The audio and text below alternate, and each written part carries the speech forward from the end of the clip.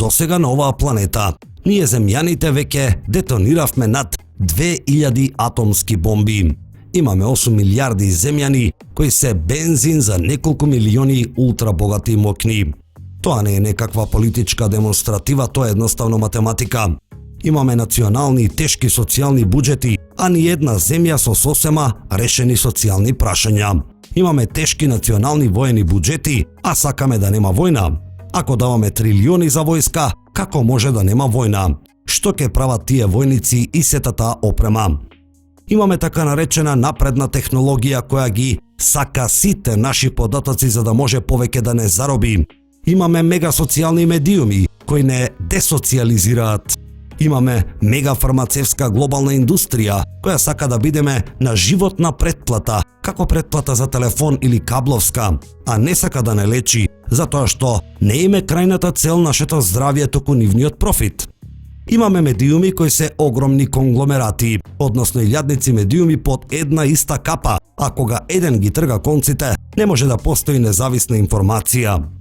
Имаме неколку компании што се сопственици на скоро 90% од сите прехрамбени компании на планетата, кои сега лобираат да ги купат сите можни сладки водени резерви во светот.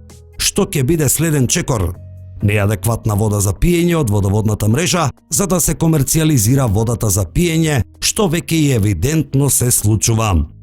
Имаме нарачана и платена наука, која, кога треба да се докаже дека пиењето нездрави сокови не е лошо за здравјето, веднаш ќе го докаже тоа. И кога нарачано ќе треба да докаже дека јадењето нездрава храна и не е баш така лошо како што мислевме, веднаш ќе го докаже тоа. Но, кога треба да каже факти за светска пандемија и колку точно се ефективни вакцините за истата и кога треба да каже кои треба да бидат протоколите, тогаш нема да може да даде одговор. Имаме светски и транснационални организации која глобализираа планетата, но само во корист на корпорациите, а не и во целосен бенефит на човештвото во секој поглед.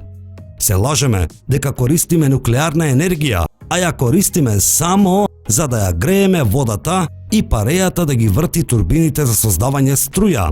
Нуклеарните централи се буквално исти како парната машина, толку сме напреднати од измислувањето на истата. Се возиме во превозни средства кои се движат на контролирани експлозии, а пред повеќе од 100 години беа измислени електричните автомобили, а од тогаш досега уште десетици луѓе измислиле автомобили на вода, водород, па дури и воздух. И некако сите тие изумители на овие технологии чудно гинеле во несреќи. Измислен е и многу поефективен мотор со внатрешно согорување, но во овој свет не е дозволено да купуваш гориво еднаш годишно, туку мора тоа да го правиш почесто. Зошто? Затоа што не го поддржува денешниот светски поредок, кој не е ни демократија, ни комунизам, ни социјализам, ни ништо друго освен монетаризам. Сите општествени уредувања се монетаризам. Живееме во свет во кој сега веќе нема човек што не знае дека се што купуваме е со планирано расипување и како да сме помирени со тоа. Живееме во свет во кој сега веќе и судбината на целото човештво е планирано ни од избори, ни од политичари, туку од елити. И како тогаш во овој свет очекуваме некој однадвор да гледа на нас? Што би помислила било која напредна нечовечка интелигенција кога ќе го види овој свет? Дали ќе сака да комуницира со него? Дали ќе му помогне?